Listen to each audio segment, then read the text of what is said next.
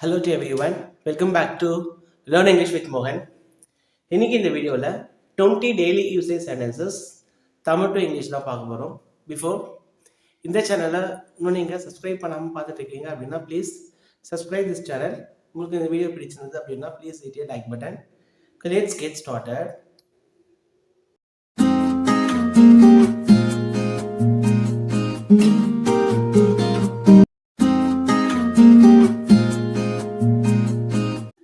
Daily usage sentences. First one, உண்மையை சொல். இது எப்படி அதெல்லாம் உண்மைனா என்ன சொல்லுவோம்? ட்ரூத். சொல்லுனா என்ன? டெல். ஸோ அப்போ எப்படி அதெல்லாம் டெல் மீ ட்ரூத். என்னிடம் வா. வா வாடா என்ன? கம். கம் டு என்னிடம் மீ. Come to me. அவரிடம் பேசினேன். அவரிடம் பேசினேன் அப்படின்னு சொல்றோம். அப்ப எப்படி நான் பேசினேன் சிம்பிள் பாஸ்ட் டென்ஸ். அப்போ talk to. I talk to to him. அவரிடம் பேசினேன். I talked to him. என் மனதின் படி. என் மனதின் படி.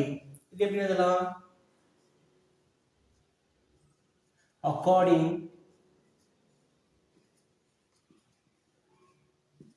to my mind. According to my mind. என் மனதின் படி. ஒவ்வொரு மூளை முடுக்கிலும். In every nook and corner. ஒவ்வொரு மூளை முடுக்கிலும்னா in every nook and corner. நான் நேற்று வந்தேன். நான் I வந்தேன். I came நேற்று yesterday.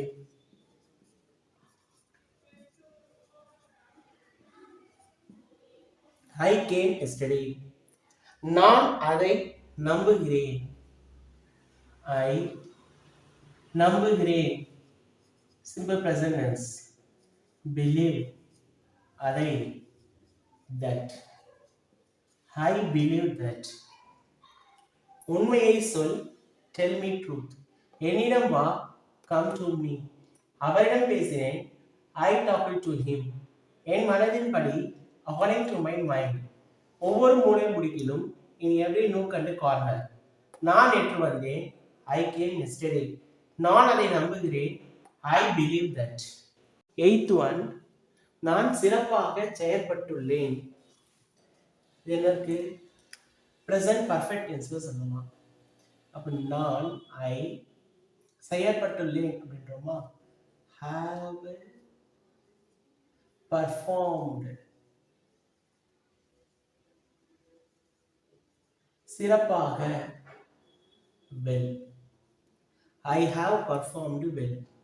நான் பேருந்தில் வந்தேன். வந்தேன்றது simple past tense. I came by. பேருந்து அப்படின்னு சொல்லும்போது சொல்லலாம் bus. I came by bus. ரயிலில் வந்தேன் அப்படின்னா I came by train. ஆனால் நடந்து வந்தேன் அப்படின்னு சொல்லும்போது I came by foot அப்படின்னு சொல்லக்கூடாது. on foot அப்படின்னு தான் சொல்லணும். ஸோ மோட் ஆஃப் டிரான்ஸ்போரேஷனாக இருந்தது அப்படின்னா என்னென்னத்தை சொல்லலாம். ஆனால் நடந்து தான் வந்தேன் அப்படின்னு சொல்லும்போது on foot அப்படின்னு தான் சொல்லணும். தயவு செய்து மனதில் வைத்துக் கொள்ளுங்கள். தயவு செய்து என்ன சொல்வோம்? ப்ளீஸ். மனதில் வைத்துக் கொள்ளுங்கள். வைத்துக் கொள்ளுங்கள் என்ன சொல்வோம்? Keep. So keep in mind சொல்லலாம். தயவு செய்து மனதில் வைத்துக் கொள்ளுங்கள். Please keep in mind. என்னை தனியாக விடுங்கள். என்னை தனியாக விடுங்கள். விடுங்கள் என்ன சொல்வோம்? லீவ். என்னை மீ தனியாக alone. Leave me alone. வீட்டில் இருங்கள். எப்படி சொல்லலாம்? Be at home. தனிமையில் இரு. Be alone. உண்மைதான். It is true. நான் சிறப்பாக செயல்பட்டுள்ளேன். I have performed well. நான் பேருந்தில் வந்தேன். I came by bus. தயவு செய்து மனதில் வைத்துக் கொள்ளுங்கள். Please keep in mind. என்னை தனியாக விடுங்கள். Leave me alone. வீட்டில் இருங்கள். Be at home. தனிமையில் இரு. Be alone. உண்மைதான். It is true.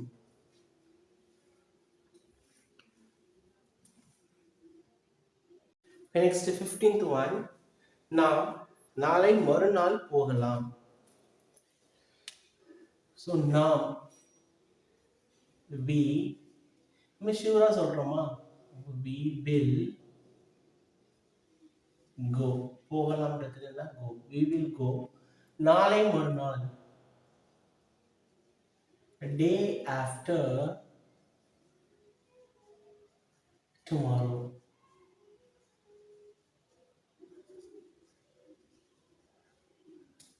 We will go day after tomorrow. நாம் நாளை மறுநாள் போகலாம். நான் எனது வீட்டு பாடத்தை செய்கின்றேன். Simple present tense. I செய்கின்றேன். ஐயோட அக்ரிமெண்ட் என்ன வரணும்? Do.